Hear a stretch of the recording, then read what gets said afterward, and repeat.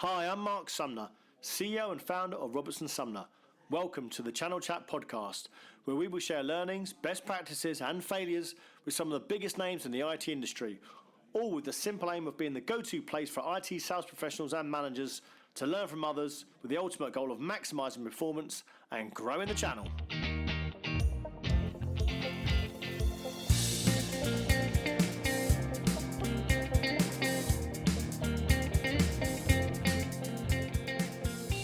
Hello, I'm Mark Sumner, host of the Channel Chat podcast, and today I am in the studio with none other than Joe Aucott, the MD of Haptic Networks. Hello, Joe. How are we doing? Very well, Mark. Thanks for having me on. Yeah, thanks for coming in. So, Joe, like I do with all my guests when I first get them in, I normally kick off with why they've actually got into the channel, really, why they actually get into sales. So I'm hoping you could kick off your career to date and tell me why you got into this crazy industry.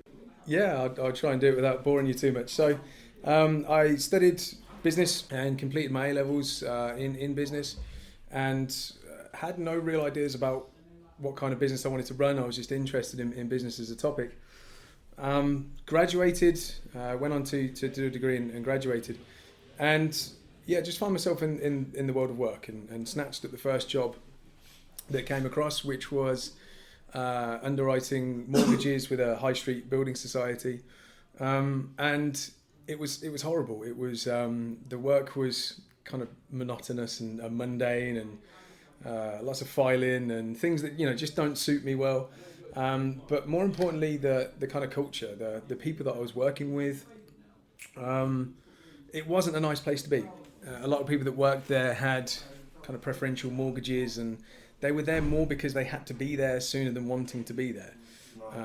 So yeah, me and the job lasted the best part of sort of 3 months, and I found myself out on the market. And funnily enough, I got a phone call from a good friend of mine, Danny, who is actually now a director of another reseller, top guy, known for a long time. He phoned me up, and at the time he was working for a reseller based in Northampton, and yeah, they'd been in operation for quite a few years.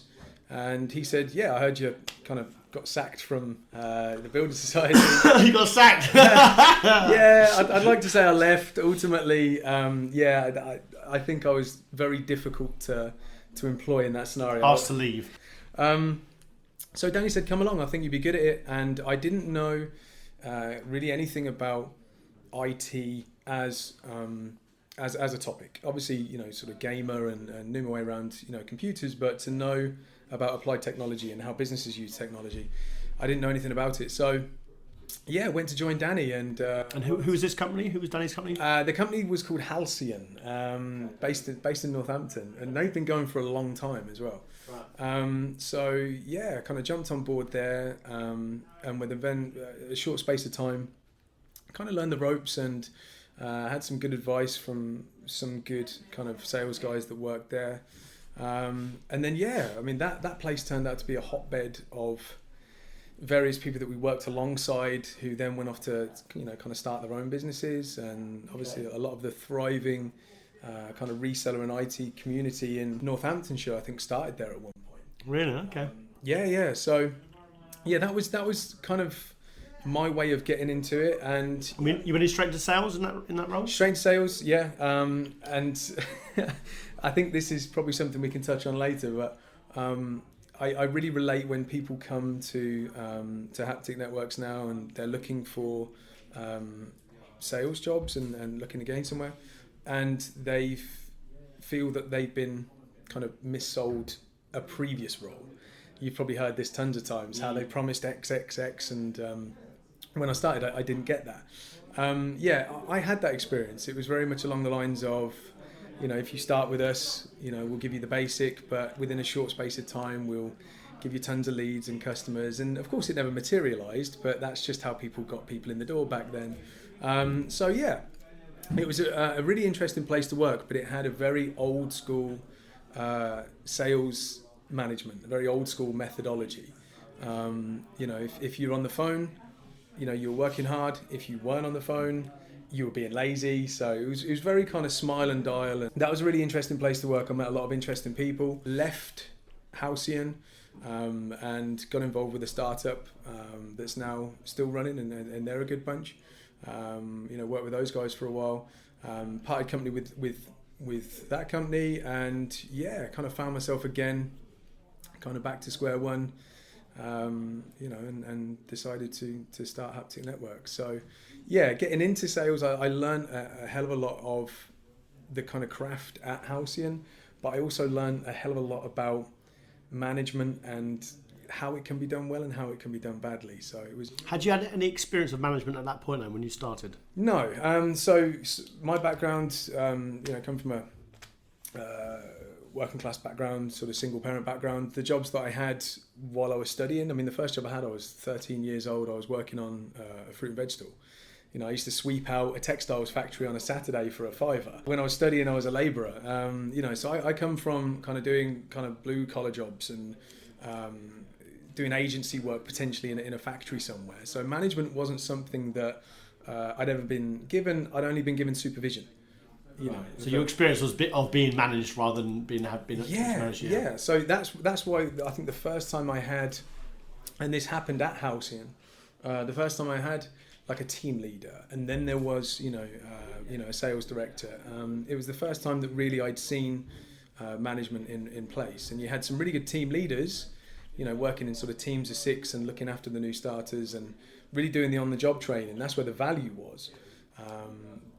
But then you had this very clear kind of chasm that existed between the good management that was happening on the shop floor and like the angry sales manager that used to fly out of the office twice a day to shout at people who he thought was being lazy and kind of killing the vibe in the room. So it was I think I don't think he's in the industry anymore, but Pete Selwood, if you are, look me up. But he was very proud about how he used to sell advertising for space on Fleet Street and how his job was difficult and how selling IT equipment was a piece of piss, and if he could do it in advertising, we should be able to hit our targets. And that was kind of it. That was kind of the encouragement that you got, and you had a script and things that we just don't have now, and kind of messy things like that. But it was interesting, but I found myself very kind of interested by it. But that very short experience, I was there for the best part of 2 years. It taught me all I needed to know, which is I'm incredibly difficult to employ. And difficult to manage. difficult to manage, difficult to employ. So I thought, okay, look, ultimately, I could be like some of the people. I'm not talking about the company I worked in here. I'm talking about, I think, in any workplace that you walk into, I could be one of the disgruntled few. I could be somebody that's worked at a business for 5-10 years, hates it, moans about it, counteracts it, rebels against it, or I could leave and start a place where actually I'm in control of how the culture is, and I'm in control of how people are managed, and I can influence that. Almost being disgruntled with your previous company, it almost inspired you to start your own company. Absolutely, yeah. And this is the thing. It's like politics. If you moan about politics around me, I'll ask you if you voted, and if you didn't, I'll probably inquire why you're moaning. What's the point in moaning about a situation if you're not going to get off your ass and kind of do something about it? So, it was a big motivating factor with it. Being kind of terminally kind of gobby and kind of difficult to deal with, I think helped in the early days because, I wasn't necessarily scared to call bullshit when I saw it. A lot of the old guard don't like that, especially if they've been at the business for 25 years and there's tons of people listening. So, I didn't get the sack from there, you'd be glad to know. I did leave there, but probably wouldn't have been too long. But for me it was, I wanted to create a place where kind of people's views were kind of valued and people were listened to. And I think the biggest frustration that I had with starting work at that place was, although I came in as a graduate, it wasn't a graduate role, it wasn't a graduate position, they weren't looking for graduates. I came in on like 10.5 grand basic. It's just an entry-level sales job. Yet I had a couple of ideas, because as Halcyon was there, they'd been in the industry for ages. Nobody even knew them on the Brack Mills. Their website was terrible. They didn't have any kind of marketing. Yet you had ACS around the corner. who were just flying. They were newer, and they're getting on the sort of Times best places to work for lists and everything else. So when kind of taking those ideas to the then sales director and trying to understand how we could look at the business and trying to grow that, basically just getting slapped down. Like, who the hell do you think you are? We don't care. Young upstart. Yeah, gobby lad with a degree, think you know it all. And I just kind of thought, well, okay, fine. If you're not going to listen to me, then just move on and start. So how old were you when you started Haptic?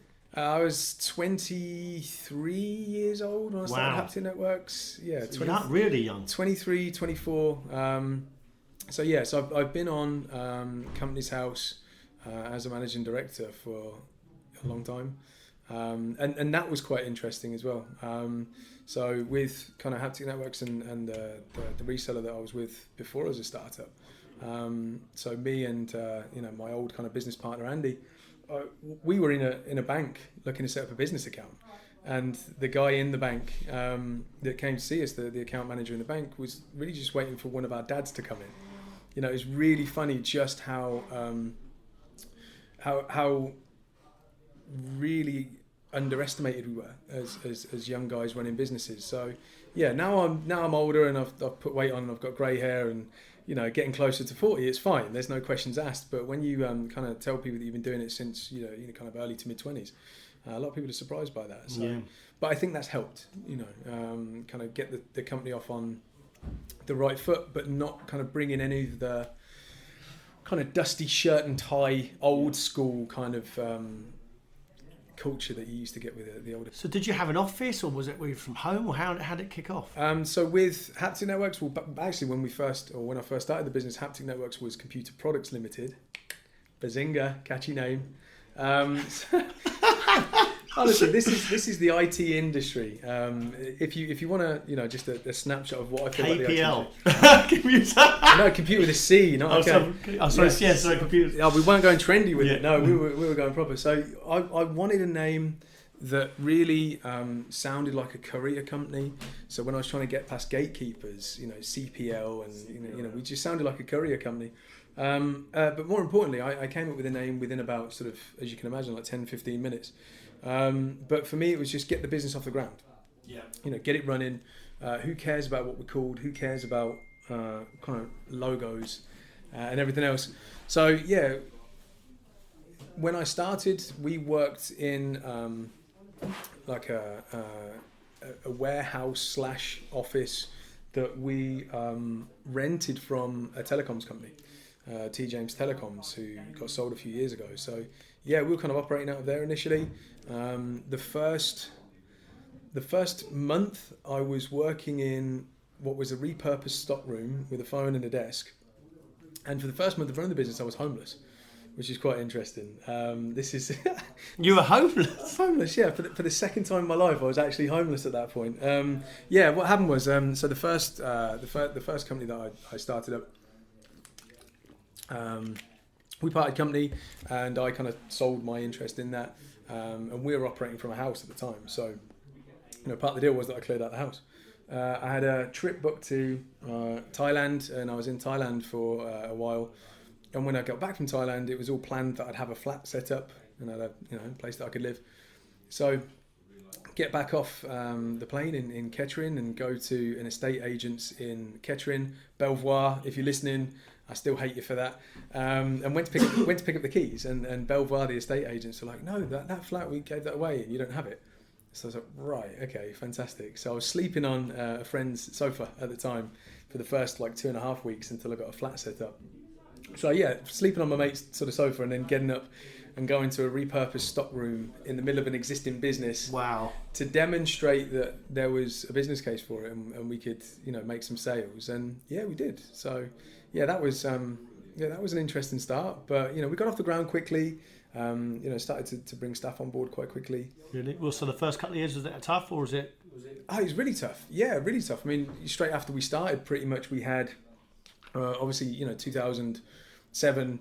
The whole globe decides that it wants to go into financial meltdown. Yeah, 2009, the meltdown. 2008, 2009. Yeah, so we kind of started at the same time as all that was kicking off, and of course that was interesting. when I started Computer Products Limited, we were just targeting education.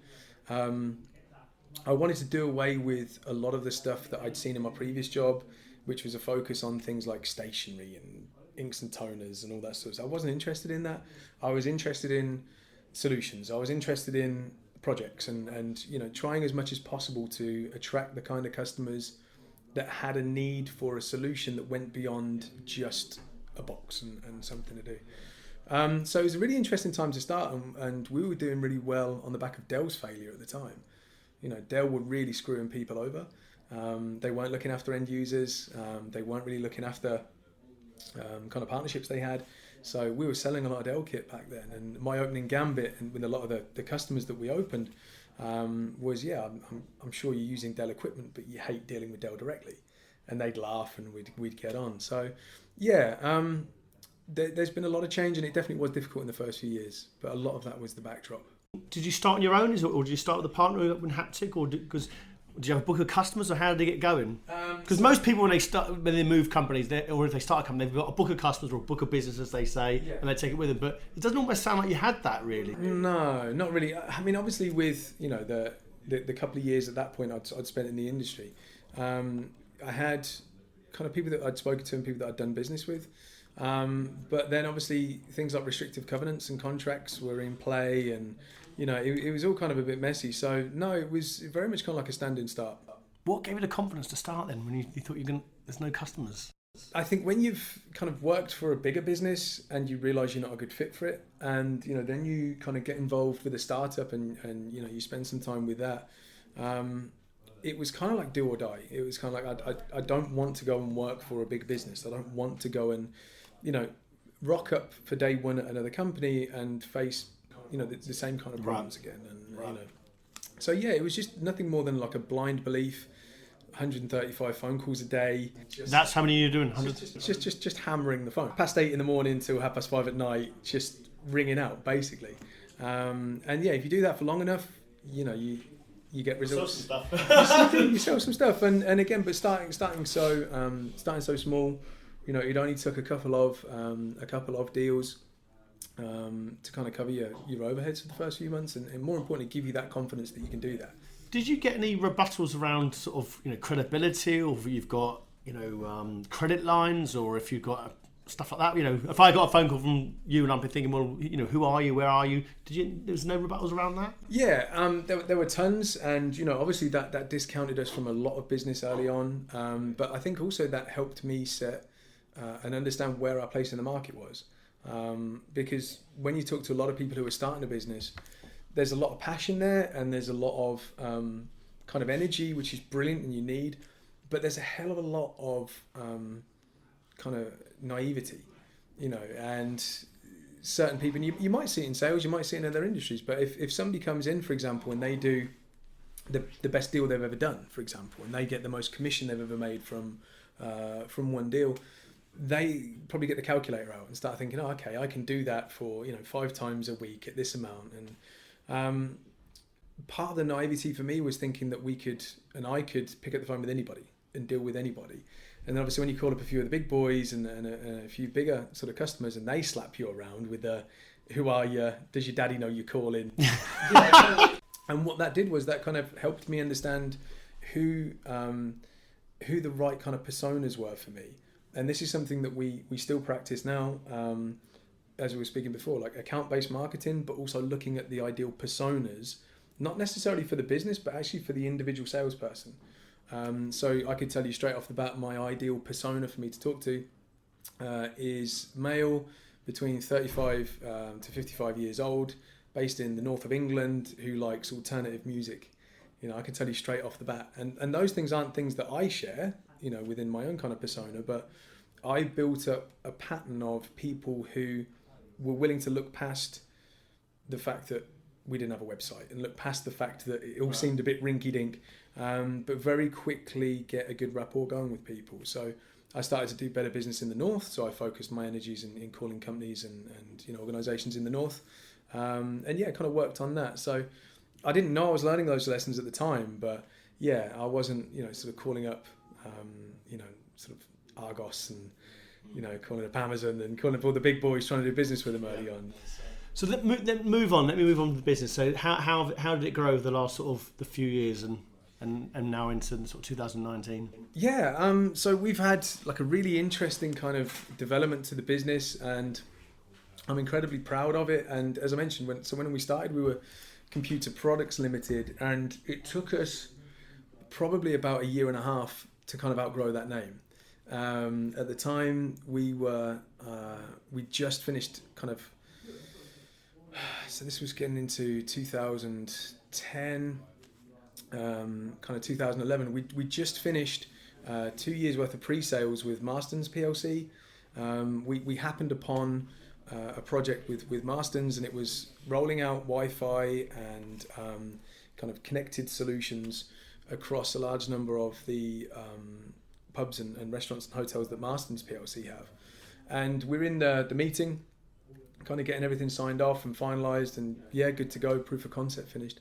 And I think it was the finance director kind of chimed in and said, quick question, like, how did you get in front of this project? Because I'm seeing obviously technology and professional services and ongoing support, but your business name is Computer Products Limited. It sounds like you sell like printers. And so I kind of told him where we were with it, came straight out of that meeting, and we were like, look, we have to rebrand. The time is now. We've gone too long with this crap company name. We need to kind of rebadge ourselves with a company name and a brand that more fits the kind of work that we're doing and we're looking to attract. That was a big project. That took about a year and a half. We didn't hire marketing companies for that. I didn't really have any faith in anybody else to come and help us do that. So from kind of cradle to grave, we conceived of the rebrand and haptic networks and the kind of work we wanted to do. We launched that at the same time as we moved into our kind of premises at the time in kind of 2014, 2015.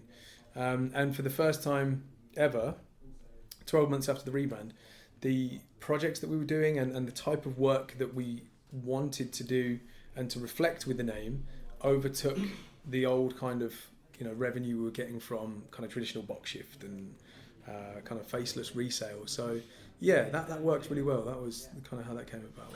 Styles of management is a hot topic in the channel at the moment, with people having different views on it, and also different views around KPIs and activities, number of dials, etc., which has changed over the years. What's your views on sort of styles of management, and what style do you say you address in your own company? That is a fascinating topic to me. When I was studying, and again for the record, to study a degree in business, 3 years, it taught me pretty much next to nothing that helped me in starting a business.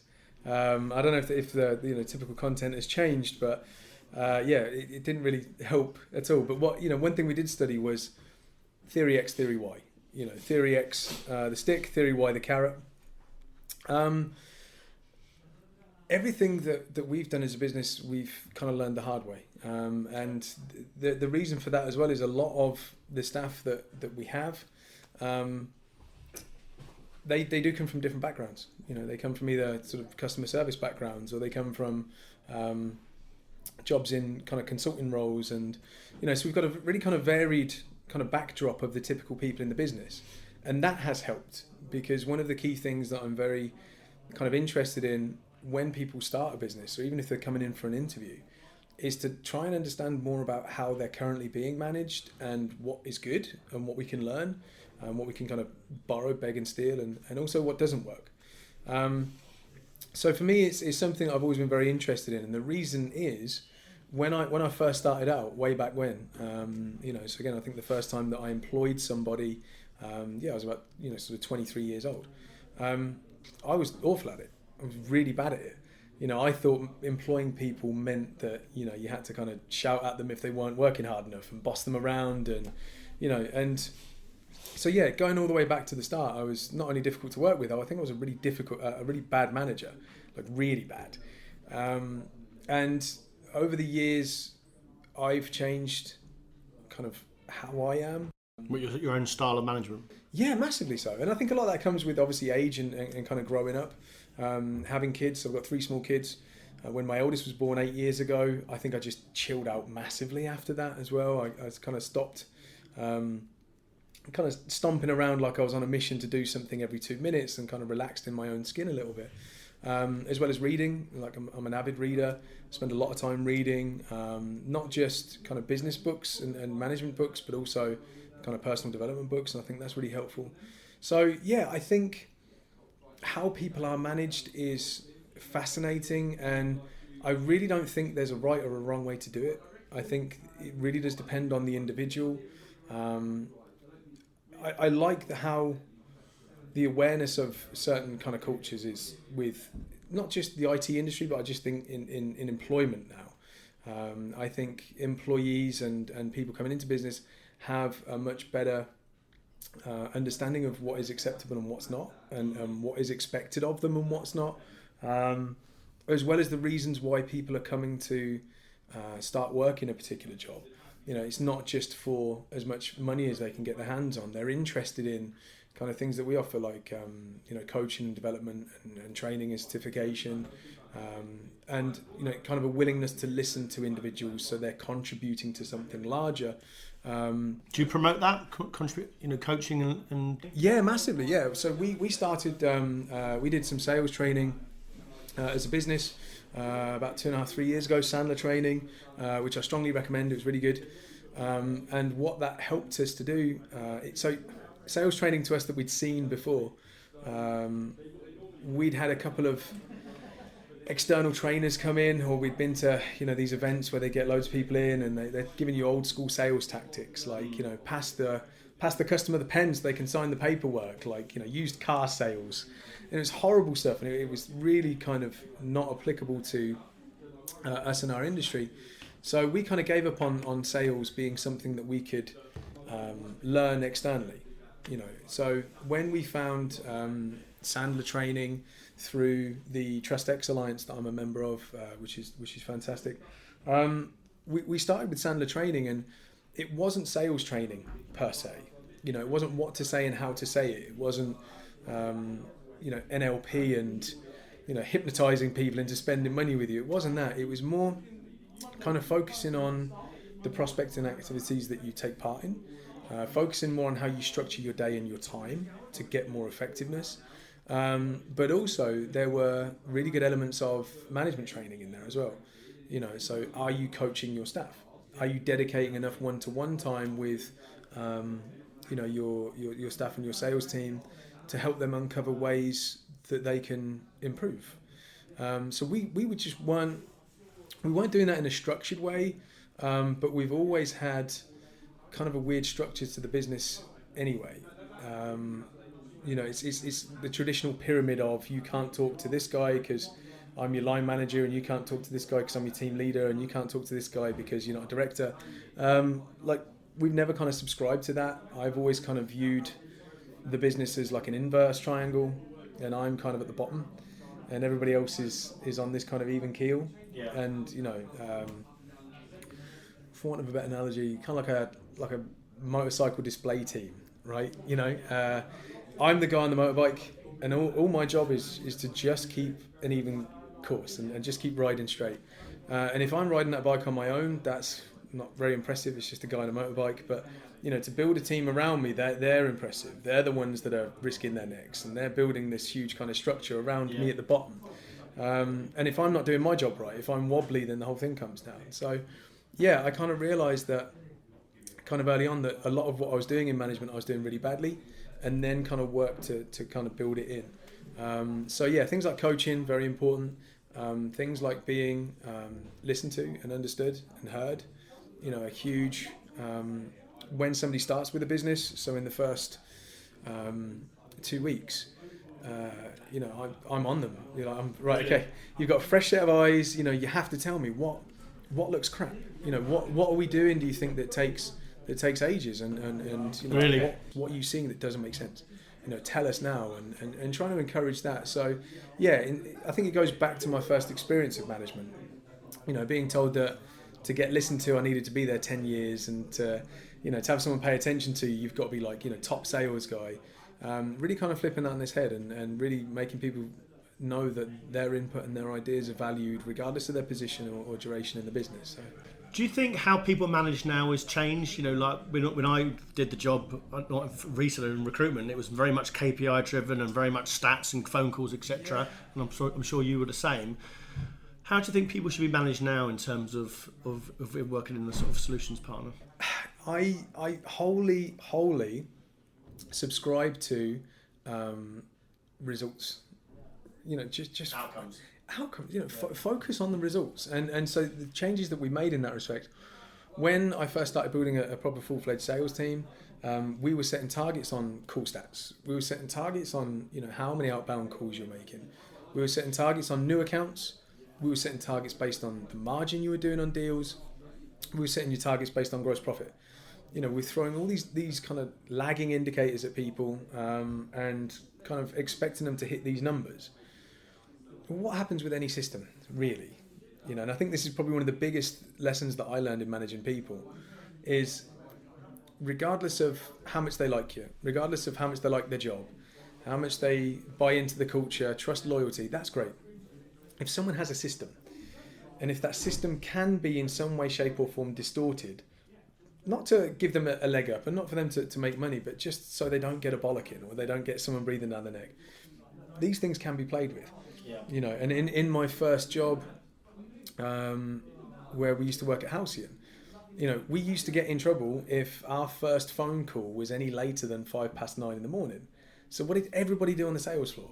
As soon as they got in, 9 o'clock in the morning, they made the first phone call to whatever switchboard went round for 3 or 4 minutes while they all talked around the table. Or made a coffee. Yeah. So the switchboards are buzzing, but no one's actually having meaningful sales conversations. So it's a waste of time. So don't do it. So really what I have done and what we now do is stripped it all back with, things like monthly targets and setting people targets monthly. We scrapped that a good few years ago and we do it quarterly now.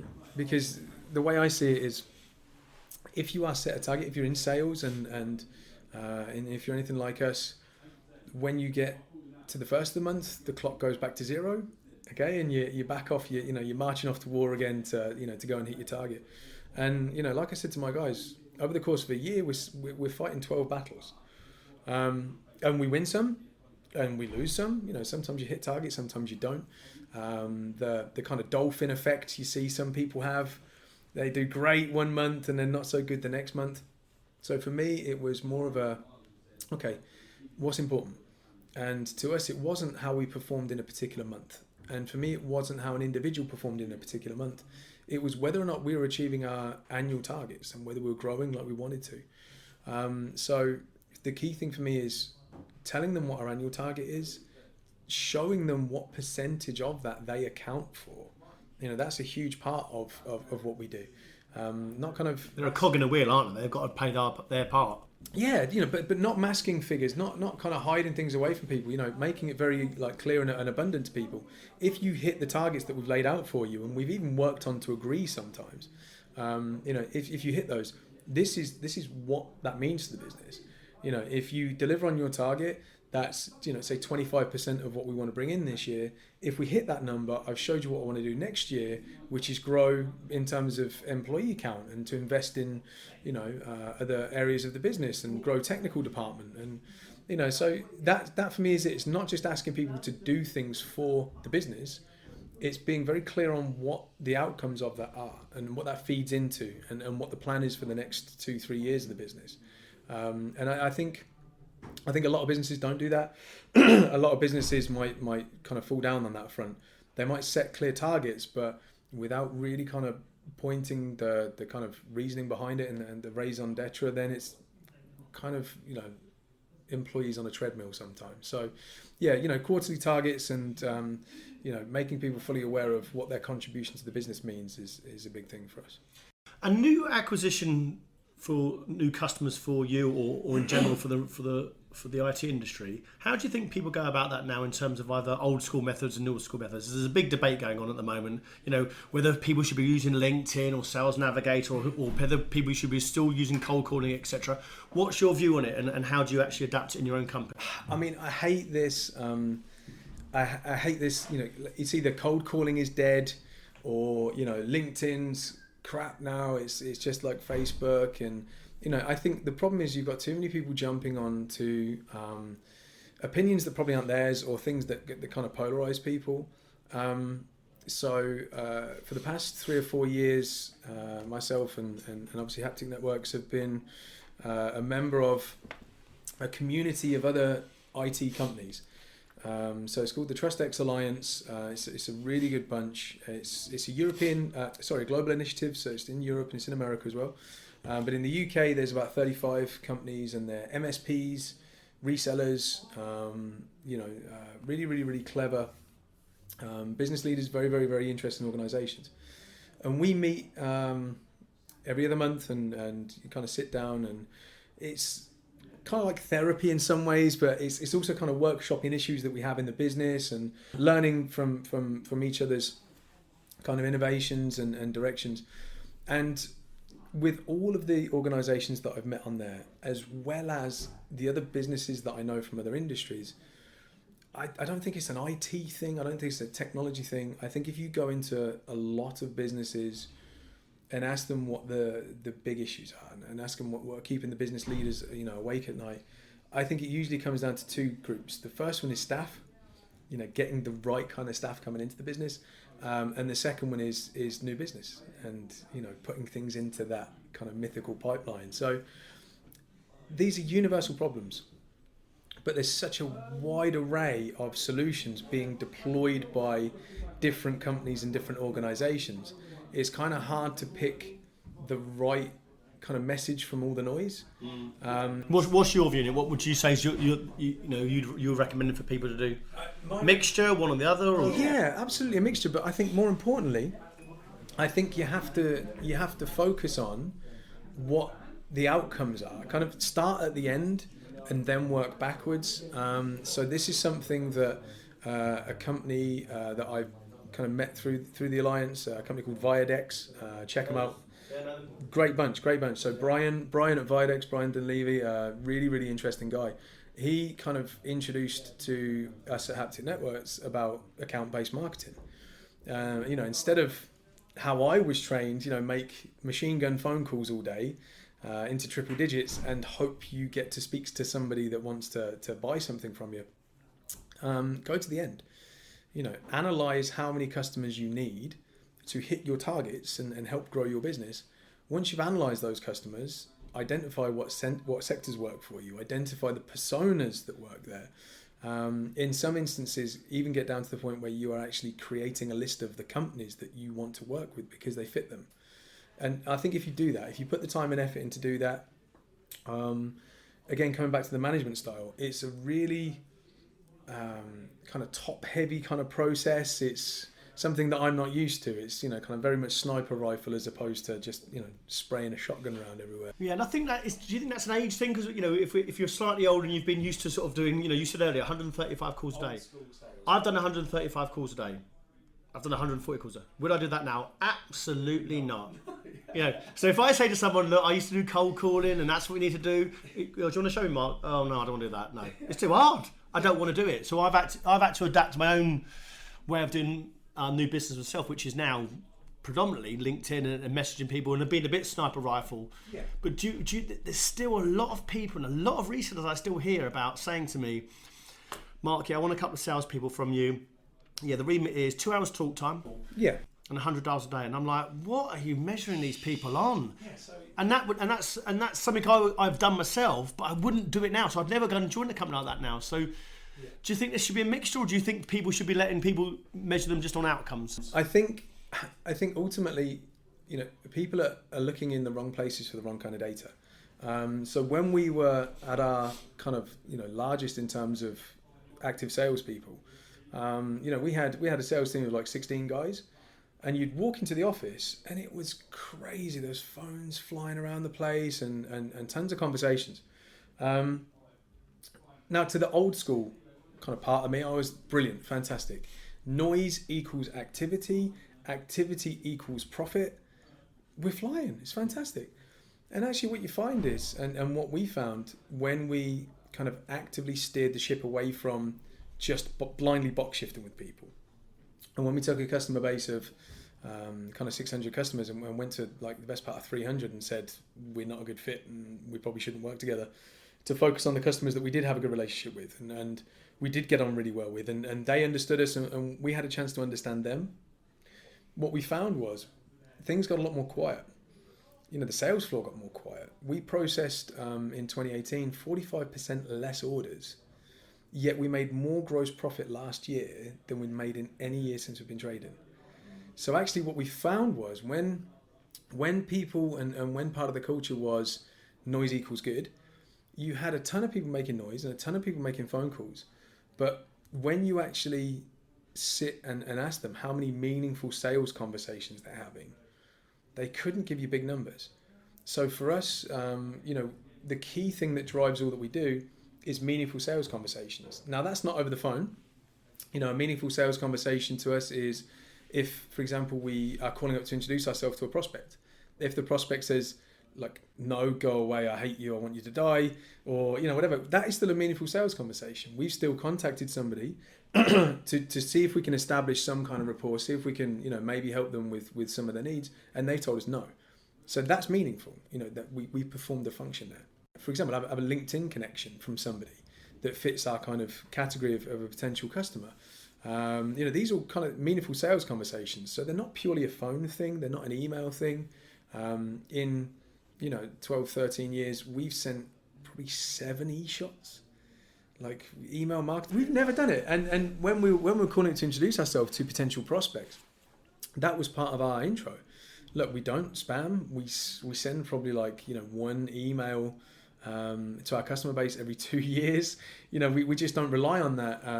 We like to introduce ourselves and then leave people the bloody hell alone. And then if they want us and if they need us, they'll pick up the phone. So for us, the thing that we focus on is the results, and when we focus on what the long-term objectives are, and you can't do that in a month. You can't do that in a 30-day sprint. I think that's quite important. But also I think there's a lot of management by numbers going on. Before Misco went bust way back when, we had one of the guys join us long before they went bust, I hasten to add. But this guy was a really, really clever guy. And he, in his own time, had sat tons of certifications and sort of sales qualifications and, really focused, really wanted to deliver results. Worked hard, did everything that was asked of him. Hit his target for 6 months running. And the management style there was, okay, well, your target for next month is the same as it was last month with $2,000 added. And he was like, well, that's cool, but it's August and all my customers are education, so there's no way that I'm going to perform in August the same way that I am in July. So it was very much like people weren't paying attention to the trading patterns of the business. They weren't paying attention to the customers that a particular salesperson or account manager was likely to get in touch with. It was kind of, well, we'll just double your target this month, and if you hit that, you carry on working here, and if you don't hit that, you get the sack. So, I mean, you must have heard horror stories. Hit your target. What's your reward? A bigger target. Absolutely. So, at the start of each year, when I sit down and we're talking about targets with people, more often than not, the targets that I'm setting the sales guys are lower than the targets that they're setting themselves. So we go through what I demand of everybody in the business that they have their personal goals at the start of the year that are nothing to do with business. And they don't want to show me all of them because some of them are personal, that's cool. But the majority of guys do, and that's everything from, become conversational in Spanish, read 50 books, learn to play guitar, propose to my girlfriend and all these sorts of things. And that's the big thing for me. It's not just about what the business can achieve in a month or in a quarter or a year. It's what's happening with the guys, what's happening with the team. Are they developing? Are they progressing? And like I said sort of earlier, I don't think anybody wakes up in the morning or is a young child dreaming of being in the IT industry selling technology. I don't. It's not like an astronaut. It's not like a wildlife photographer. But people fall into it.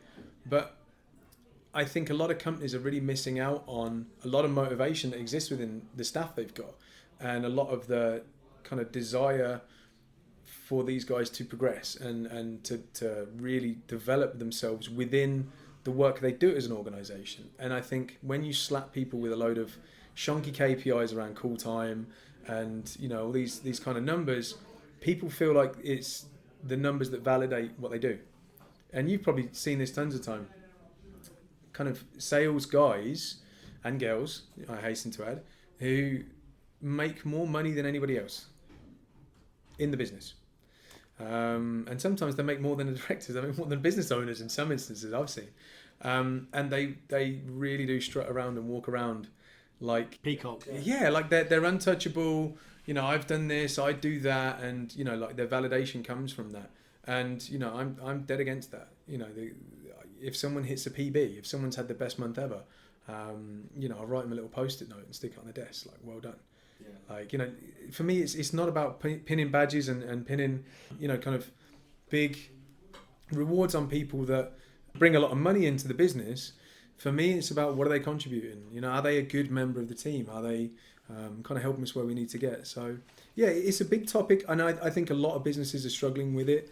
But I think the struggle is necessary, but as long as you're paying attention and learning. I think as well, we touched on it earlier, culture is a very hot topic again at the moment. And, I go around to companies all the time and they say to me, I'm focusing on culture. I bought a ping pong table and a dartboard and a snooker table. This, right? And it's just crazy. It's just crazy because if there's no people don't, the easiest way to, I define a culture is ask the people. Yeah. Do they want to come into the work in the morning, or do they, when they leave, do they actually feel like they've been valued? If they don't, that's the culture. The people are the culture. So forget all the things in the environment. That makes a little bit of difference, but really it's the people in the culture, and that's really, really important. I mean, we got to 9.5 years before anybody handed their notice in the business. Wow. A guy called Ed. And he just wasn't cut out for it, and he'd been with us for 2 years. And we were trying, and we were trying to get him where he needs to get. And he handed his notice in, and I was gutted because I wanted to get to 10 years of running the business without anybody handing the notice in. To date, we've had three people, and I'm incredibly proud of that. I mean, I don't get me wrong, I've sacked an absolute shitload, but the majority of those have been really down to times when they've demonstrated that they're untrustworthy. Guys pretending they're at meetings and you find out they're not. Yeah, that's poor. I'm sorry, I don't care how much you can make. That's an integrity issue. That's poor. That's poor. But I think a lot of companies would hang on to those people because they earn a lot of money. Yeah. And that kills the culture. If people are seeing people get away with blue murder, but they're being kept on because they're profitable. So our culture has always been people over profit, always. And if we lose sight of that, it's going to do us a lot of damage. Culture eats strategy. You can have the best plans and everything else, but you're right. If the culture's not right, and if you're not trying to harvest that, and you don't get that with a ping pong table. You don't get that with a, So, what would be the one bit of advice you'd give someone if they were in a reseller? They're doing some good numbers and they've got an ambition to start their own company. What would be the one bit of advice you'd give them? First things first. Do your research. Don't do what I did. Don't just jump into it. Do your research because it's really difficult. It is really difficult, and I'm inclined to think that if you've got designs on starting your own business and you want to break out, the first thing you shouldn't do, I don't think you should go and tell the business owner, if I'm honest with you, because let's face it, resellers and people in the IT industry, we're a lot better than we were certainly 12, 13, 14 years ago. We're a lot more open to new concepts. You and I were discussing sort of remote workers and even things like partnerships. As a company, Haptic Networks, we are working with at least 7 or 8 companies that 4 or 5 years ago we were kind of locking horns with as competitors. We're now providing our sort of professional services and our sort of skills to those guys, and they're helping us, for example, if they're on kind of frameworks that we're not. And it's all a lot more kind of welcoming and a lot more embracing. But I still don't think if you are working for an IT company or any kind of company, if you went up to the gaffer and said, can you give me some advice on starting up and setting up my own business? I don't think we're there yet. But my advice would be do as much research as you can. People like me and people running businesses, I might be talking out of turn, I might be speaking for you, but normally we're massive ego maniacs, we're control freaks, and we love talking. So, use your wits, ask a few questions. You'll find we can give you a lot of information, but just do your research, because it is a really difficult job sometimes. And for a lot of time, and especially if it goes well and you're in business for a long time, you are on your own, and it's quite easy. It's quite easy to do things that are good, and not be able to bathe in the praise for it, because if you're doing your job right, that praise belongs to the people that have developed that piece of technology, or the people that have delivered that project. That's the key thing, I think, to being the difference between a boss and a leader. I'm not interested in praise. I'm not interested in kind of jumping in front of someone else's sort of hard work in the business. I will always thrust those guys out and say, those guys did that. And the best ideas that we've had as a company, very few of them have been mine. They've been for everybody else. So my advice would be, do your research, and find out what motivates you. When I started, I was convinced that it was money. I was convinced that money was everything. And actually what I found out is that it's not. The main kind of motivator for me was to be known for doing what I'm doing. And that's why I had a degree. I wanted to be the first person in my family to get a degree.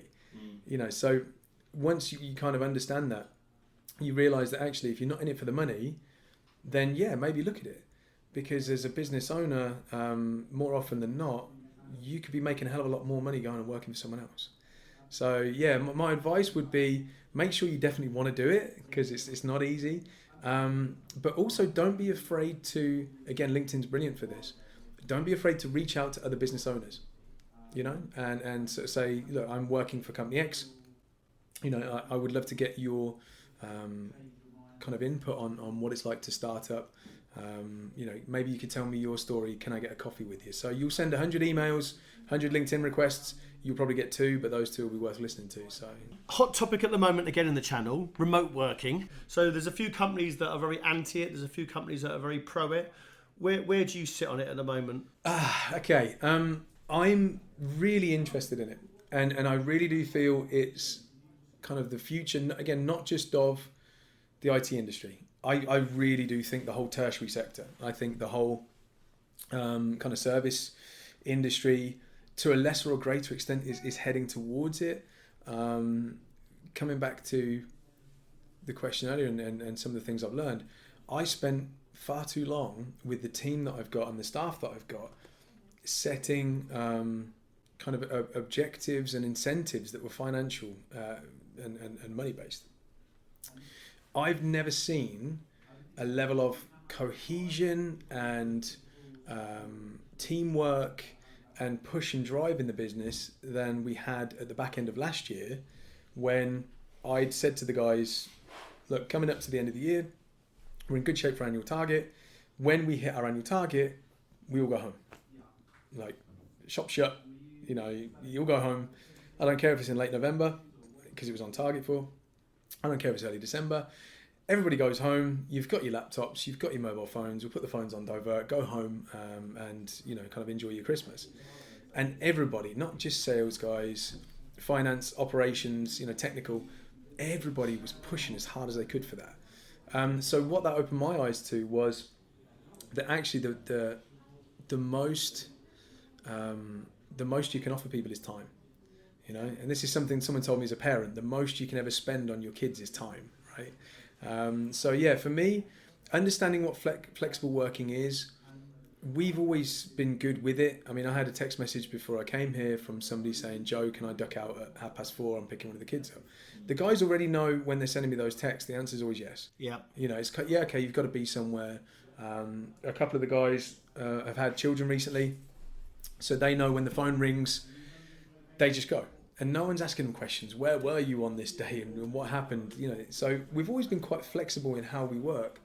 But remote working has been difficult for us. We've had a couple of instances where it looked like it was working well, but ultimately it just didn't pan out. I think it comes down to the communication style of the individual as well. Even in sales, even in a profession, a skilled profession like sales, and I hold sales in the highest regard. I really do. you can have people who are massively successful and really, really brilliant at it, but they're not necessarily extroverts. Like the stereotype of the salesperson being full of braggadocio and very sort of dominant in communication and very loud. I've seen some people who are fantastic in the capacity of sales, and maybe they come from technical backgrounds, and maybe they're a bit more kind of pragmatic and a bit more kind of introverted. Now, for those individuals, the capacity to work from home works really well, because some people just don't find it as comfortable to be in, say, open plan office. Yeah. Some people aren't really up for the trip to, Five Guys once a month and, a few beers after work. Yeah. For me, I think it's about not having a company policy. How we do it is we look at the individual and we look at the role, but more importantly, we look at what the metrics for success are. Because, and I've said this before to people, if you are in the office and if you're working with us, you're not just doing your job, we're learning from you and you're learning from us. And if we're seeing you do something that we know isn't going to work, or you're probably going to waste 3 hours of your time, we have the culture and we have the kind of team ethic where somebody will say, look, I really don't think you should do that. I think that might be kind of a waste of your time, and then you can make a decision. Whereas if somebody is working solely from home, for example, or if they're in a different country, or, it really reduces your capacity to effectively manage that individual down to kind of like the KPIs of old, isn't it? Really? Yeah. And they don't add anything to the culture, I don't think. It's very hard for them to do it because they're not in the office, they're not adding to the culture. Yeah, and then you've got some communication issues, so it depends on your platform. So I think there's a lot that we have to do before it becomes something that is just easy and comes natural to a lot of businesses. But we haven't kind of turned our back on it. We're still very much interested in how we can harness it, because I think there's a lot of businesses out there that do it very well. It's the future, but I think it's a difficult thing for a lot of companies to get. What's the one thing you change about our industry, if anything? I'd stop the bullshit.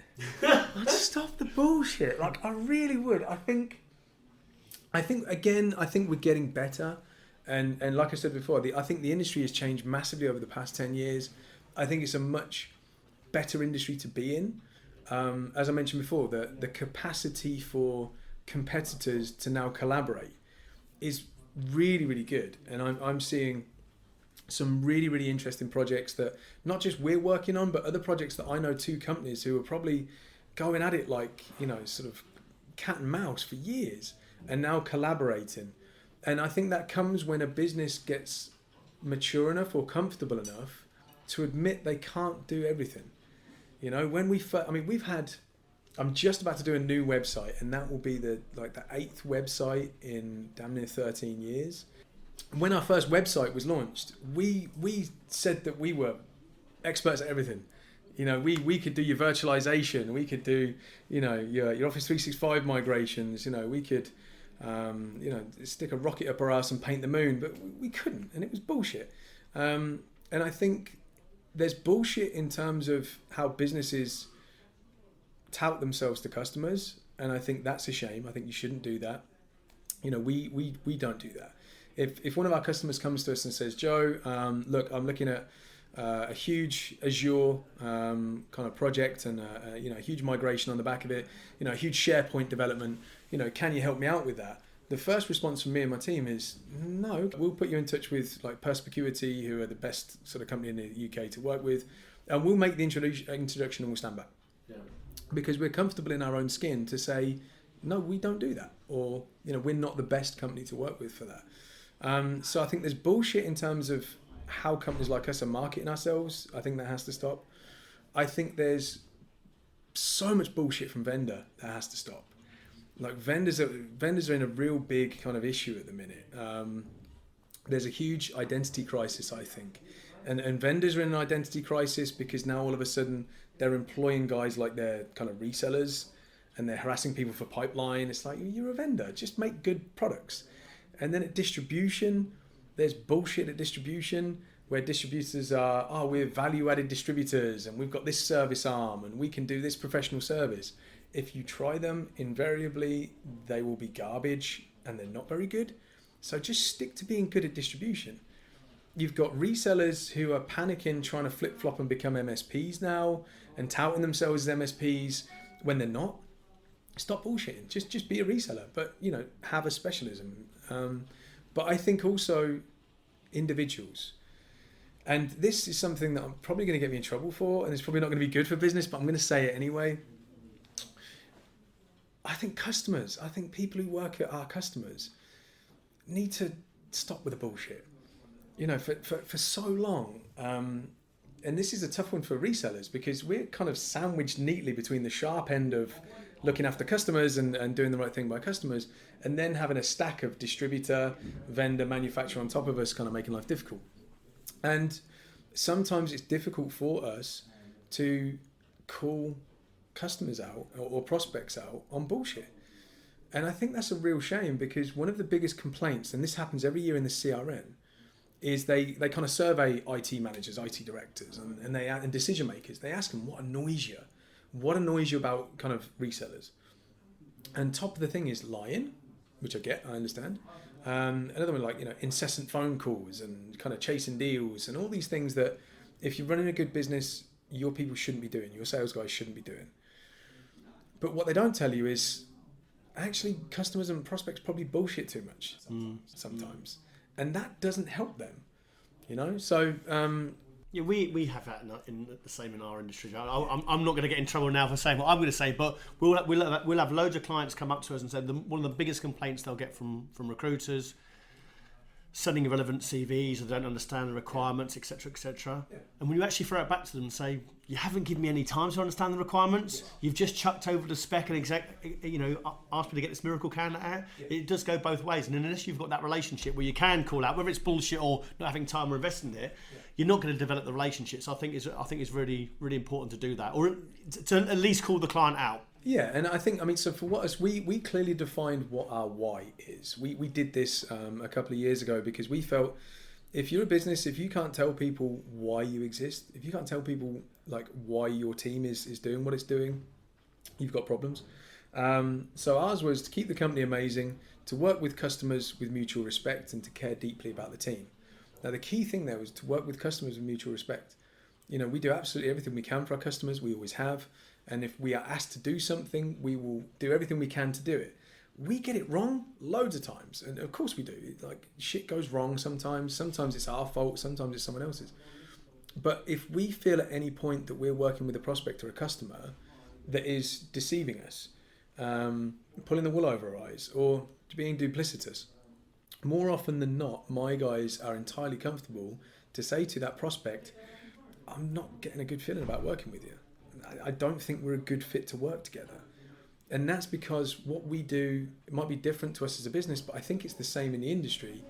You can't build a business on one-off transactions with customers. You can't do it. You have to build a relationship. So yeah, I think if I was to change anything, I'd kind of just get everybody just to cut the bullshit. Yeah. So look, Joe, really appreciate your time today. So I have one final question for you to end the podcast. What's the one bit of advice you'd give either a contributor, salesperson, or a manager looking to make a name for themselves in the channel? My advice would be think about what you want to achieve. Really, really, really sit and think about what you want to achieve. And I think the thing that frustrates me sometimes is if you're talking to, we've got a couple of apprentices that have been with us, and these apprentices are really good. They're really, really bright, young individuals.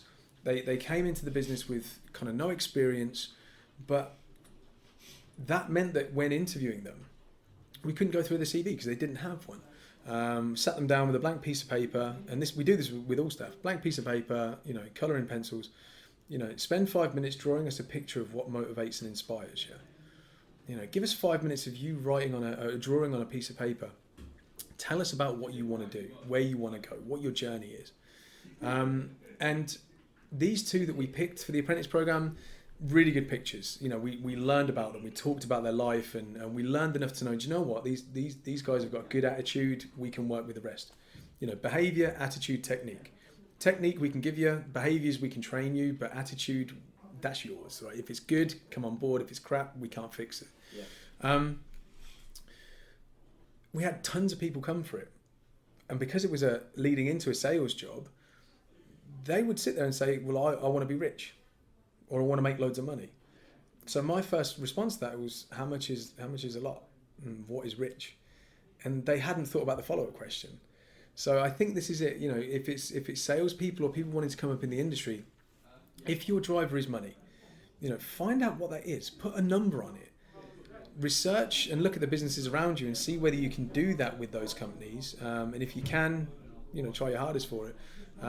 But if that's not what you're looking for, if you are, you know, looking to kind of contribute, or if you're looking to kind of get into management, for example, my advice is reach out to people that you see that are doing really well, and just ask them, because people are really open now and they'll talk to you and give you the info you need. Great. Joe, thanks so much for your time today. That ends the podcast. Thanks for joining us and listening to another episode of our Channel Chat podcast. If you've enjoyed what you've heard and are listening on iTunes, please could you give us a review and subscribe in order to get the newest episodes as soon as they're released. Otherwise, as always, we release an episode every Thursday at midday, so hopefully you can join us then.